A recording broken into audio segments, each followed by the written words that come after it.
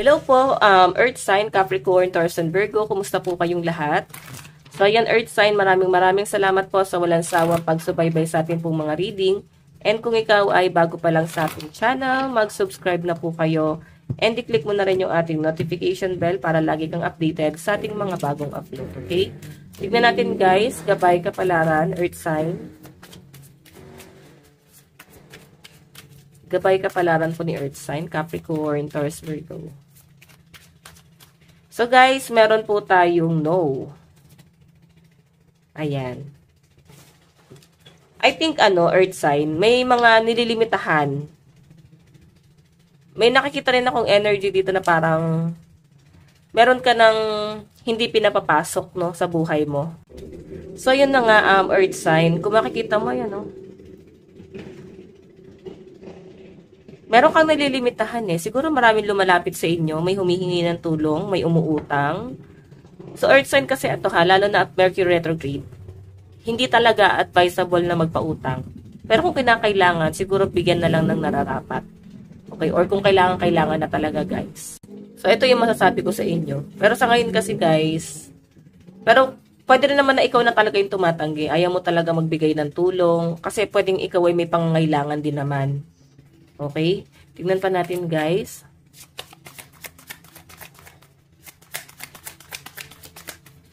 Meron po tayong the die is cast.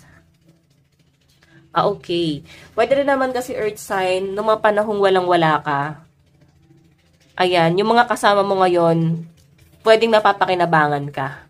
As in, gamit na gamit ka. Ngayon, na-appreciate siguro ng iba sa inyo na yung mga taong nandun ka sa success, sila yung parang hindi mo piniling makasama. Okay? Ngayon parang nare-realize ng iba na mali pala yung nangyayari or naging decision. So marami kang nare-realize patungkol sa mga ganitong usapin na yung mga taong hindi mo kasama ngayon, sila pala yung totoong tao sa'yo. May nangyayari Earth sign dito na parang never again, parang gano'n. Never na akong tutulong. Hindi na ako lalapit sa inyo. So, parang mas gusto mo na guys ng malayo sa kanila. Ang toxic na masyado. Sobrang na kayo guys na apektuhan. Sobrang na kayo nasasaktan. Ayan. Ngayon, I think mas magpo-focus ka na lang sa family mo din. Okay, tignan pa natin. Meron po tayong dopamine. Go top, ayun, dopago. So, ito guys is, yung uri ng kasiyahan, di ba? Parang dopamine, ganon. I think yung iba sa inyo, Earth sign, parang kailangan mo maging masaya lang muna. Huwag ka masyadong ma-pressure dito. Huwag kang mag-focus dun sa galit, sa inis. Mag-explore ka, focus ka sa kung ano yung pwede pang mangyari sa inyo sa mga susunod na mga araw. And i-appreciate mo yung mga bagay-bagay na dumarating sa inyo. Okay? Hindi mo kailangan mag-focus dun sa mga alam mo yon, yung pwedeng nagpapahirap sa inyo. Mas nagpapahirap pa lalo. Tignan po natin ano pang ipapakita. Meron po tayong you can do it. Ayan. Grabe, no? Napakapalaban ng energy na nasasagap ko sa mga Earth sign ngayon. Parang natutuwa ka na rin sa nangyayari. Actually, pressure yung nasagap kong energy sa mga Earth sign. Pero sa ngayon kasi guys, I think na overcome mo na to. Okay? Natutuwa ka na rin sa mga nangyayari, sa mga nagaganap. Kasi, nakikita mo na pumapabor sa'yo Hindi pong hindi ikaw yung nakipaglaban, hindi mo pinatunayan, pero maganda yung nagiging outcome. Okay? Tignan pa natin, meron po tayong I don't care to be perfect. Okay? Totoo naman yun, guys. Wala naman kasing perfectong tao, so hindi mo kailangan patunayan yung sarili mo, hindi mo kailangan maging perfecto. Gawin mo lang yung mga bagay na kung ano yung kaya mong gawin. Sabi ko nga sa inyo, para hindi ka masyadong ma-pressure. And maging masaya ka lang, guys, no? Napakapalaban ng energy ng mga Earth sign na nasasagap ko dito. Ayan, no? Dopamine, dopago, you can do it. I don't care to be perfect. Okay? So, ayan. May mga Earth sign kasi dito, guys, medyo competitive yung energy.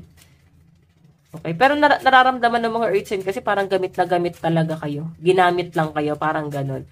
So, pwede isa to sa nagiging dahilan kung bakit nakakainis yung energy. Kasi ramdam mo na ginamit ka. Ayan. Tignan pa natin guys. Ito yung isa sa mga nagpapatrigger sa'yo. Yung parang ginamit ka na nga, wala pang utang na loob. Parang ganun yung energy. Meron po tayong Lioness. You've earned all your stripes. Okay, so enjoy lang daw guys, no? Kasi marami pang pwede mangyari and may nakikita rin akong guys, good news dito. And relax, no? Ayan, kailangan mong mag-relax. Ayan. Siguro mag-unwind, focus ka dun sa mga positive. And syempre sa kung ano pa yung pwede magpabuti sa'yo, no? As long as hindi ka nabibigyan ng stress, focus ka dun and think positive. Ang daming pressure guys eh. Yan, sinasabi ko lang guys, ito yung pwede mong gawin kasi yung energy mo kasi rito, natitrigger ka sa mga taong gumamit sa'yo. Tignan pa natin. So, meron po tayong sun. Paint the sun back into your sky. So, parang, ito kasi guys, pag ito yung nakukuha ko, parang kailangan meron kang plan B. Pag hindi naging maganda yung plan A, so at least meron kang ibang option. Okay? Ayan. Actually, marami naman ako nakitang pwedeng gawin nyo pa eh. Ngayon kasi parang wala ka masyadong gagawin. Relax muna. And, natitrigger yung energy mo. Kung hindi mo guys iisipin to or di ka maapektuhan dito sa mga negativity na to, maganda naman guys, yung pwedeng mangyari. Okay, basta wag ka na lang guys masyado mag-focus dun sa mga negative. Or wag ka na lang maapektuhan, no? Ayan, lucky number mo is 13 and 11. Tingnan pa natin advice. Meron po tayong okay, view from above. Get the big picture. So, huwag nyo daw, earth sign kalimutan na magpaka-down to earth, no? Kailangan, ka lang, mag-focus ka lang dun sa kung sino ka dati. As in, humble lang, guys. Kasi kung madadala ka ng kung ano yung swerte na meron ka ngayon, parang alam mo, parang nagiging hambog. Kung magiging hambog ka, ikaw yung magiging talo, guys. Kasi maraming lalayo sa inyo, maraming magiging kaaway. Ganun eh, baka nga ka pa, ma-evil eye. Okay? Tignan mo, sobrang taas mo na dito. Pero syempre, mo pa rin daw kalimutan na tumingin sa baba or kung saan ka nang galing. Okay? Kailangan down to earth ka pa rin. Guys, ito lang po ang inyong reading. Bukas po lahat. God bless and love you all. Bye-bye.